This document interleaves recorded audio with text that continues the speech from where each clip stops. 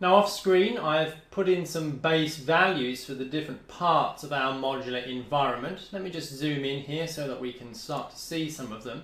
You can see here I've separated them out onto layers. We have the trim bottom, which I can toggle on and off, which is the base color I'm using for the trim. And we also have trim middle, which represents the middle panel that I'm using here.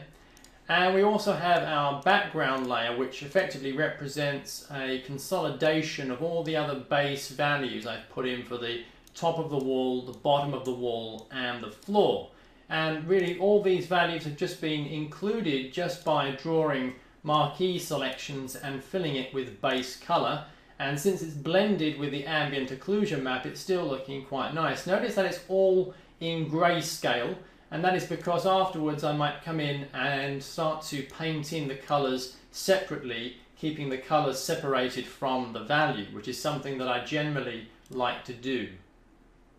So we have this sort of arrangement here, and I want to start thinking about the wall tiles over here that we're going to have on the walls. I want to start putting on some tiles on the walls that are sort of extruded and beveled in look.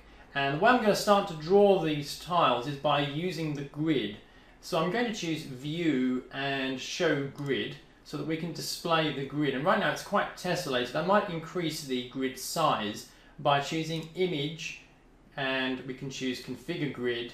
I'm going to set this width and height to 30. Maybe 30 is the kind of size I want to use. So I'm about happy with that, I think. So I'm going to start to draw in some tiles for the wall here. And to do that, I'm going to use the Marquee Select tool. So I'm going to choose the Marquee Select tool. I want to enable rounded corners. And let's just draw in, for example, the first tile. Now right now I'm drawing quite loosely and it's not aligned to the grid. So I'm going to enable snapping by choosing View and Snap to Grid. So that now the tiles I draw are going to be aligned to the grid. So let's say that's about the size of one tile. I'm going to zoom in. And I'm not sure that these rounded corners are quite enough, so I'm going to increase the radius of the rounded corners, maybe to something kind of like that, so that you can see the rounded corners there.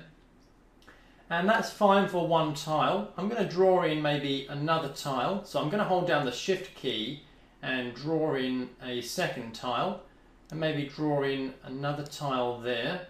I'm also going to draw in another 3 height tile, like so, and maybe I'll sort of come over here and see if I can draw another tile somewhere else. Maybe I'm just going to draw another tile there. Now for now, let's say I'm happy with some tiles there. We can of course come in and start to work on these other regions, but let's say I'm happy with these tiles in this place. So I'm going to create a new layer which is going to be used to house all the tiles. So I'm going to accept those defaults. Actually, I'm not going to name it floor, I'm going to name this L wall tiles, like so. And I'm going to select a colour, maybe this sort of grey colour that we have here already, and just press Alt backspace to just fill that with those tiles. And we can see the sort of effect that's taking on there. I'm going to just temporarily hide the grid so we can see those tiles here. Again, notice we've still got these lines through the texture, but that's only because we have the UVs visible. We can turn those off. When we come to create and produce the final texture, we will disable these UVs so that they don't appear in the final texture. But I'm going to leave them as they are for now. Let's say, for example, I want to add a kind of bevel effect to these tiles. Right now they're just a sort of bold colour. They have nice rounded corners, but they don't really look very three-dimensional. So I'm going to select all of these tiles by Alt-clicking on the layer, so you can see that it selects them all. And I'm going to add a Decor filter to them by choosing Filters, Decor, and I'm going to choose Add Bevel to add a bevel effect. So I'm going to make sure that Work on Copy is not selected. And I might leave these settings at their defaults. Perhaps I could just increase this, maybe just a bit, and choose OK. And that works away and applies a bevel to these tiles. Maybe I don't think that's quite enough, I want to increase its prominence. Well, I can just run the decor effect a second time and choose OK.